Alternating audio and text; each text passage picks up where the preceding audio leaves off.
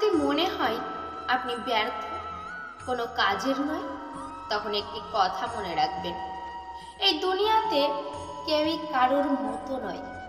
সবারই নিজের নিজের গুণ আছে। যেমন ব্লেড ধারালো হয়েও গাছ কাটতে পারে না, আর কুড়াল ধারালো হয়েও চুল কাটতে পারে না, তেমনি আপনিও হয়তো অন্যরা যা পারে তা করতে পারেন না। শুধু নিজের গুণকে খুঁজুন আর তাকে প্রকাশ করুন। আপনি এই দুনিয়ার সমস্ত বই পড়ে ফেললেও যতক্ষণ না নিজেকে পড়বেন ততক্ষণ আপনি দুনিয়া চিনতে পারবেন না। সোনার লঙ্কা আর পুষ্পক রক্ত রাবণের কাছে ছিল, রামের কাছে তো ছিল বনবাস জীবন। কংসের কাছে ছিল রাজপাট রাজ্য, কারাগারে তো জন্মেছিল শ্রীকৃষ্ণ।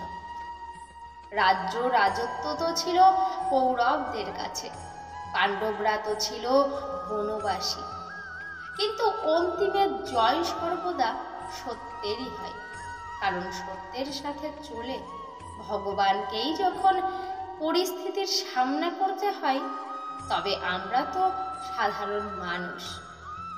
একবার ব্যর্থ হলেও দ্বিতীয়বার শুরু করতে ভয় পাবেন না, কারণ এবার শুরুটা শূন্য থেকে নয়, বরং অনুভব থেকে হবে।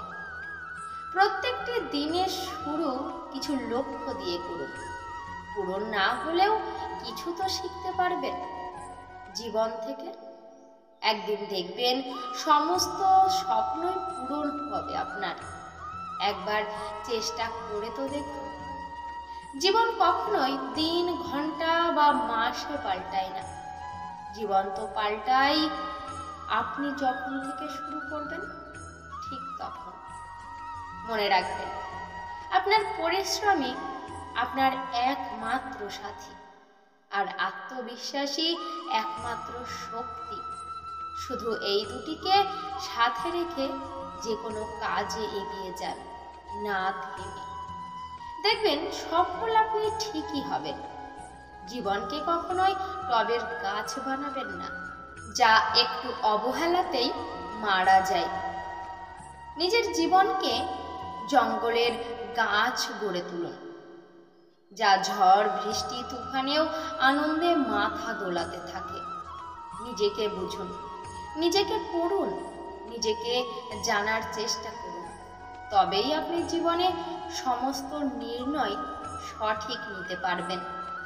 পরিশ্রম সেই চাবি, যা বন্ধ ভবিষ্যতের দরজাও খুলে দিতে পারে। তাই কখনোই চেষ্টা করা ছাড়বেন না। কে জানে, হাজারটি আঘাতের যে পাথরটি অক্ষত ছিল, হয়তো আর একটি আঘাতেই তা ভেঙে গুড়িয়ে যাবে। দুনিয়ায় চলতে গেলে এই কড়া সত্যটি ভুলে গেলে চলবে না। এখানে কেউ আপনার মন খারাপ দেখবে না, কেউ আপনার কান্না দেখবে না, কেউ আপনার কষ্টও দেখবে না। দেখবে তো শুধু আপনার ভুল, যা না থাকলেও মানুষ ঠিক খুঁজে বার করবে। আমরা কোনো কাজে অসফল হলে তার হাল ছেড়ে দিই, দুই একবার চেষ্টা করে আর করি না। কিন্তু ভগবান কেন বারবার চেষ্টা করতে বলেছেন জানেন কি? তবে ভিডিওটি শেষ পর্যন্ত অবশ্যই জুড়ে থাকুন। একটি খাঁচায় একটি বাঘ এবং একটি হরিণকে ছেড়ে দেওয়া হলো, এবং মাঝখানে শক্ত কাচের দেওয়াল দিয়ে দেওয়া হলো। বাঘটি ওই হরিণটিকে দেখেই তার দিকে ছুটে তাকে খেতে যায়, কিন্তু ধরতে গিয়ে কাচের শক্ত দেওয়ালে বাধা প্রাপ্ত হলো। সে পরের দিন আবার সেই হরিণটির দিকে ছুটে গেল। সেই পরের দিন আবার বাধাপ্রাপ্ত হলো সেই কাচের দেওয়ালে এবং আঘাত পেল। এইভাবে 1 মাস কেটে গেল। বাঘ রোজ রোজ হরিণকে আক্রমণ করতে করতে হাঁপিয়ে উঠল। সে হাল ছেড়ে দিল। 1 মাস পর সেই কাচের দেওয়ালটি তুলে নেওয়া হলো ওখান থেকে। 1 মাস পর সেই কাচের দেওয়ালটি যখন ওখান থেকে সরিয়ে দেওয়া হলো, তখনও বাঘ আর কোনোদিনই সেই হরিণটিকে ধরতে গেল না। এটি ঠিক আমাদের মতো। বাঘটি যদি আর একবার চেষ্টা করত, তাহলে অবশ্যই সে হরিণটিকে খেতে সমর্থ হবে। কিন্তু সে আর চেষ্টাই করল না কোনোদিন, হার মেনে নেয় মন থেকে। আমাদেরও এই একই অবস্থা হয়ে থাকে। হয়তো এই একবারের চেষ্টায় আপনি সফল হবেন, কিন্তু আমরা তা করি না, হাল ছেড়ে দিই। তাই ভগবান সবাইকে বারবার চেষ্টা করতে বলেছেন। চেষ্টা ততক্ষণ করতে থাকুন যতক্ষণ না আপনি সফলতা পাচ্ছেন।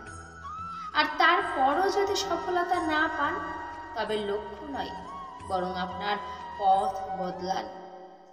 আজকের মতো এই পর্যন্তই। দেখা হচ্ছে পরের ভিডিওতে।